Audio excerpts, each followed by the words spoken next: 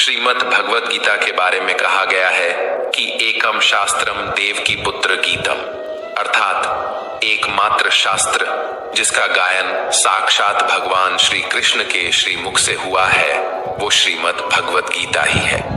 जब महाभारत के रण क्षेत्र के मध्य में धनुर्धर अर्जुन युद्ध के लिए घबरा गए तो भगवान श्री कृष्ण ने अपने श्रीमुख से जिस शास्त्र का गायन किया, जिस दिव्य गीत को गाया, वो श्रीमद् भगवत गीता ही है। इसकी महिमा अपार है, परिमित है, इसका यथार्थ में वर्णन कोई नहीं कर सकता। शेष, महेश, गणेश भी इसकी महिमा को पूरी तरह से नहीं कह सकते।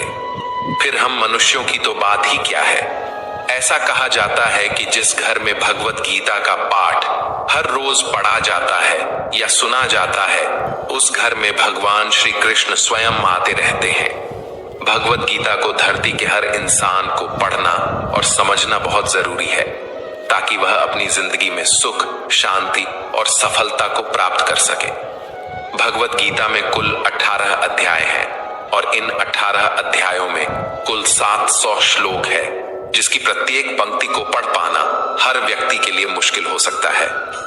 इसीलिए हम आज इस बेहद ही खास वीडियो में श्रीमद् भगवत गीता के दिव्य ज्ञान से प्रेरित 111 महत्वपूर्ण विचारों को लेकर आए हैं, जिसे हम बहुत ही आसान और सरल भाषा में आपको समझाने की कोशिश करेंगे। और हमें पूर्ण विश्वास है कि इन विचारों को हर दिन सुनने से आपके जीवन की वर्तमान और भविष्य की सभी समस्याओं का निवारण अवश्य किया जा सकता है।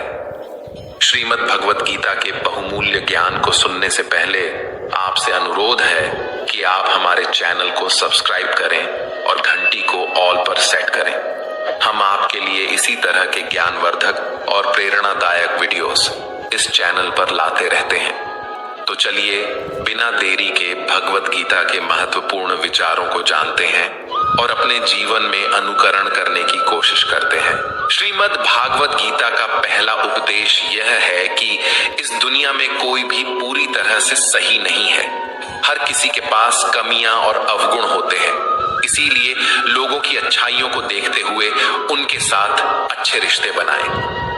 2, भगवान श्री कृष्ण कहते हैं, क्रोध करना बुरी बात है, लेकिन जहां जरूरत हो वहां दिखाना चाहिए, नहीं तो गलत करने वालों को पता ही नहीं चलेगा कि वह गलत कर रहा है और वह हमेशा आपके साथ वैसा ही करता रहेगा। 3, प्रत्येक इंसान में यह काबिलियत होती है कि वह अपना हर सपना पूरा कर सके, पर कोई सफल इसलिए नहीं हो पाता क्योंकि वह तुरंत सफल होना चाहता है या फिर आधे में ही हार मान जाता है। इसलिए सफलता पाने के लिए धैर्य रखें और अपना पूरा ध्यान उस छोटे से छोटे कदम पर रखें जो आपको आपके लक्ष्य की ओर ले जाती हो। 4, श्री भगवान कहते हैं, दिल खोलकर सांस लो, अंदर ही अंदर घुटने की कोशिश मत करो। कुछ बातें मुझ पर छोड़ दो, सब कुछ खुद ही सुलझाने की कोशिश मत करो। उचित समय आने पर सब सही हो जाएगा। 5, अच्छे कर्म करने के लिए सभी समय ही अच्छा होता है। कार्य को कल पर टालना या अच्छे समय का इंतजार करते रहना केवल एक धोखा है जो हम स्वयं को देते रहते हैं।